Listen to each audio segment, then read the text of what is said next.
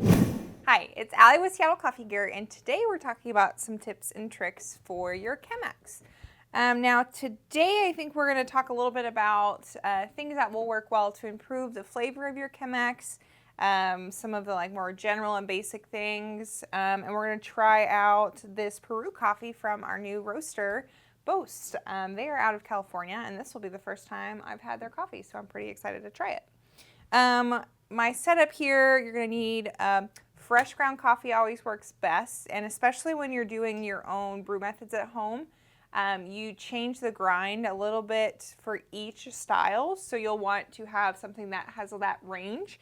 On our Encore here, it's going to be about a 20, I think. We'll start out there and see how it goes. So a gooseneck kettle is important because it's going to assist you in pouring consistently, which will affect the flavor, as we'll get into later.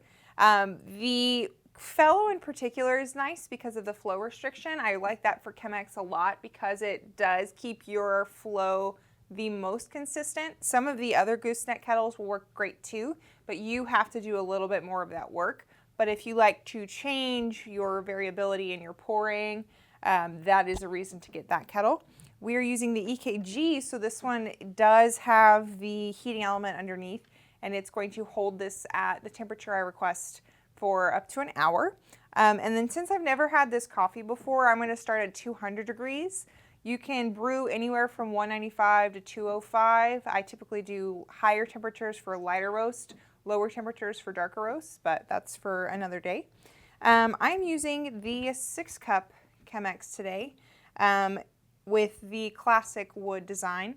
This guy has actually been around for a long time. I have met people who were using it back in the 60s, and they're like, I can't believe that came back into popularity.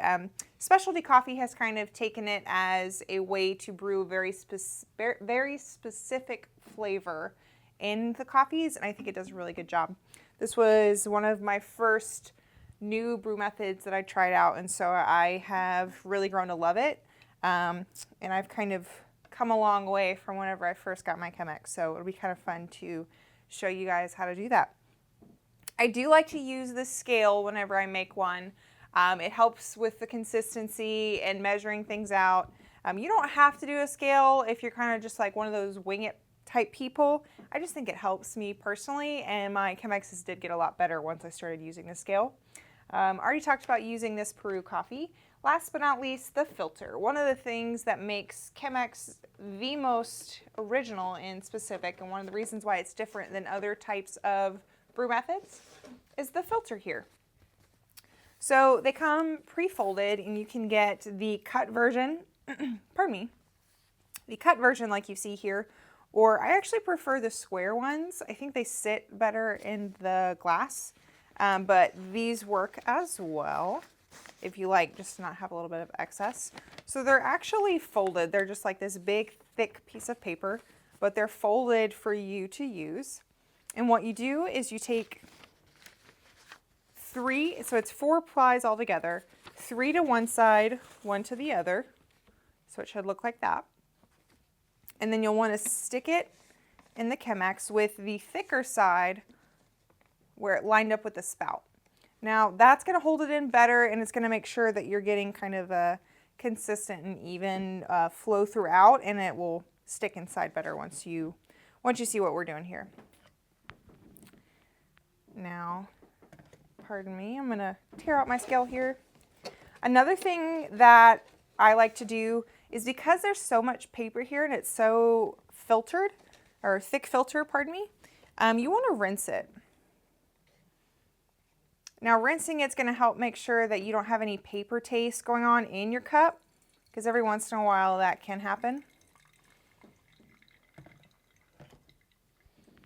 So I just like to give it a good rinse. It also warms up the bottom, so if you like hot coffee, that will help. Perfect. Shake that out. Perfect. So that's set and ready to go. Now we're going to measure out our coffee. You can do different types of recipes. Most common are like 1 to 15 or 1 to 16 ratio. So that means for every gram of coffee, whole bean coffee, you do 16 or 15 grams of water. This looks really good. It smells really good too. One of the ways I would describe the Chemex flavor is full-bodied and clean. The filter kind of helps slow that process down, but still gives you like a really clean cup like you would with a pour over. I'm doing 45 grams of coffee. This typically lets you end up with a roughly 24 ounces, so it's like the perfect amount for 2 people. And we already talked about grind, so I'm going to let that do its job there. Perfect. Once that's done, it should have like the consistency of kosher salt is the way that it's best described. So you want to toss in your coffee. Perfect. And then you can go ahead and, oops, made a mess. Go ahead and tear out your scale. I like to level it out. Some people like to put a hole in the center.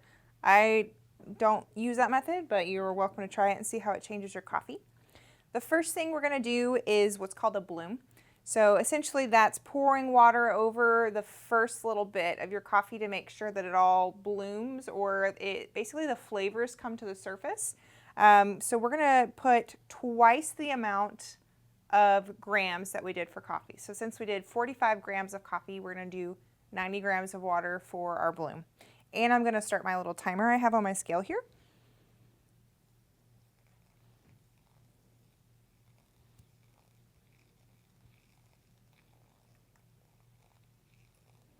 Perfect. So I stopped at 91, pretty close. So what you should get there, we're going to do this for roughly 30 seconds. There should be some bubbles that start to come out. That's telling you that it is releasing some of those gases and that flavor. And it should have like a nice little, almost like an oil to it. And after that 30 seconds, we're going to start the next pour. And on this pour, we're going to go half of the amount of water. So we're going to stop pouring at 360 grams. And what I typically do for this pour is I do it a little bit faster on the first one, just because I like to give the water a chance to hang out with the coffee for as long as possible, so I really get all of those flavors out there. And I try to go in circles and try to be as even as possible.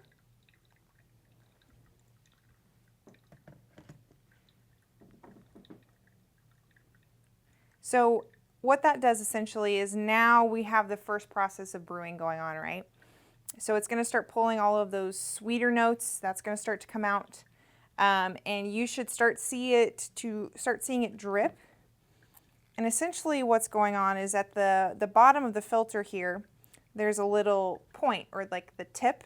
And then with the wood covering, you can't see it, but if you had the glass handle or if you removed the wood, you could see this. Essentially you would see it dripping, and there's like a slow, consistent drip going on. So now that we've reached about 2 minutes in our brew time, I'm going to go ahead and start my next pour. This one I'd like to do a little bit slower. And I try to stay in the middle while still going all the way around the coffee. Because if you pour too much on the side, water is going to take the path of least resistance. So instead of hanging out with the coffee too long, it's going to go right down the side. So we want to give it the best chance it can.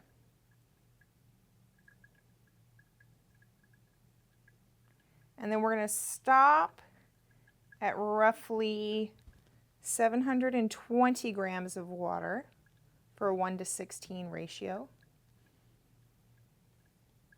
And you can kind of see the oils now picking up on the side there. So this filter is essentially going to take out all the fats and oils and leave you with a really clean cup, but keep you with the nice body that the coffee usually has. So you can think like pour over and French press combined to kind of have like a very unique flavor. Now, I don't know if you noticed, I did run out of water a little early, so we stopped at roughly 690 grams. So it's going to be more like a 1:15, which is fine. This coffee looks a little bit more like a medium to dark, so I think it'll actually go pretty well. For total brew time, we're looking for about 5.5 minutes. So what that means is essentially all of the water should look like it has what's called dropped, so you won't see any floating on the top at that point. And you can always pull it a little bit early too, so you can take the filter out and stop it. But if you let it go any longer past that, your grind might be too fine, you might have poured a little too slow. But the biggest thing is you don't want it to be much past that for this amount, because it'll taste really bitter and it'll taste what's like a astringent or over extracted, maybe a little salty, but it won't taste very good and you won't get the nice round flavors that you're looking for. You should see kind of like a little wrap around the sides. That's going to kind of give you all the oils and the oil buildup and things like that. All right. Mine finished a little early too, right around 4.5 minutes, but I think that's okay. I think it's still going to taste pretty good. Now, one thing I wanted to point out is what's called the brew bed. Some people use these as a technique for pouring and some people don't, but I like to use it as a way to see how even I was in my pour. And if you're pretty even in your pour, your bed should look pretty flat. If it's not, you would see some like dips or some points in your coffee where some would be risen up. It'd look like it'd have hills or something. Take it for what you will. Some people like to use that, some people don't. Pretty easy cleanup after. I'm just going to pick it up. I use all 4 sides. Might have a little bit of dribble left over. And you've made your Chemex. Fresh coffee. Smells really good. So, I need to get a cup so I can taste this awesome coffee I just made. One moment. Okay. So you can, if you like to keep your coffee hot, you can put this on a gas or a glass top stove, and that will keep it warm. Keep it on low. You don't want to get too hot. And if you keep it on there too long, it will burn the coffee. But if you're just going to keep it for, I don't know, 10, 15 minutes, it will keep it warm. I typically do that with my husband when I make his coffee in the morning. He gets up after I do, so I keep it on our stove. So I don't know if you can tell, but there's no oil residue on the sides of the glass, which means that all of that oil stayed in the top. So it's going to be really clean afterwards, and it's going to be clean on your palate.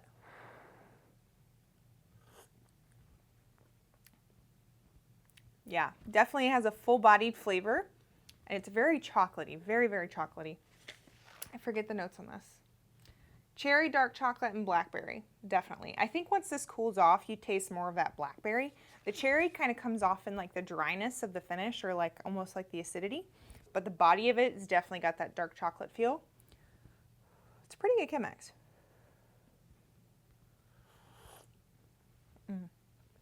Awesome. Yeah, so that's the Chemex, one of my favorite ways to brew coffee in the morning and for guests. You can also do ice Chemex if you take half of all that water that we were talking about and just after you're done brewing it, just flash cool it with ice. Lots of people do that when it starts to get hot out, like it's starting to get here. What else can I say about it? You should definitely try it. I would recommend if you have a lot of people over one day and you're feeling like doing something fun, or if you're at a coffee shop that serves Chemex, ask them to try it side by side with another method so you can see how the same coffee changes the flavor. Yeah, I'd love to answer any questions you have, so please comment those below. Like this video if you liked what I had to say, and subscribe so you don't miss out to anything we have to offer here. And that was some tips and tricks on how to brew a Chemex. Thanks for joining me.